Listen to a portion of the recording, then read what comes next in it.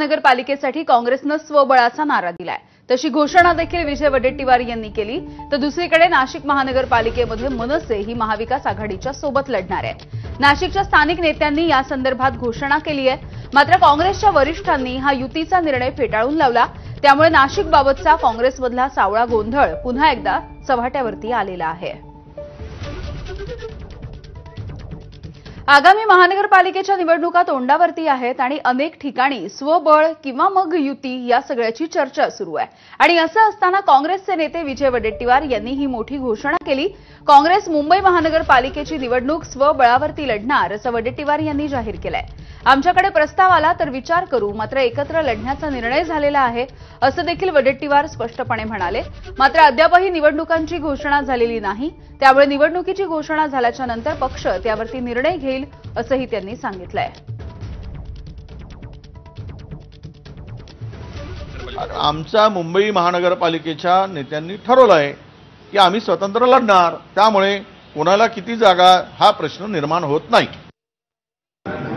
अनेक नेत्यांची अनेक कार्यकर्त्यांची मुंबई महानगरपालिका स्वबळावर लढली पाहिजे अशा प्रकारचं त्यांचं मत आहे, तशा प्रकारची भावना आहे आणि त्यांनी ती बैठकातून आणि इतर वेळेस त्यांनी त्यांची जी भावना आहे ती व्यक्त केलेली आहे। अद्याप मुंबई महानगरपालिकेच्या निवडणुका लागलेल्या नाही। एकदा या संदर्भातली निवडणुकीची घोषणा झाली की पक्ष त्यावर अंतिम निर्णय घेईल। मुंबईमध्ये काँग्रेसनं स्वबळाचा नारा दिला तर तिकडे नाशिकमध्ये मात्र काँग्रेसमध्ये काहीसा सावळा गोंधळ सुरू असल्याचं चित्र आहे। नाशिकमध्ये मनसे आणि महाविकास आघाडीच्या नेत्यांची संयुक्त पत्रकार परिषद झाली। यावेळेला नाशिकमध्ये स्थानिक स्वराज्य संस्थांच्या निवडणुका महाविकास आघाडी आणि मनसे सोबत लढणार असं सर्वपक्षीय नेत्यांनी जाहीर केलं। मात्र या युतीवरती काँग्रेसच्या प्रदेश स्तरावरच्या नेत्यांनी आक्षेप घेतलाय आणि या पत्रकार परिषदेच्या संदर्भात आपल्याला काहीही माहिती नाही अशी प्रतिक्रिया खुद्द प्रदेशाध्यक्ष हर्षवर्धन सपकाळ यांनी दिलेली आहे।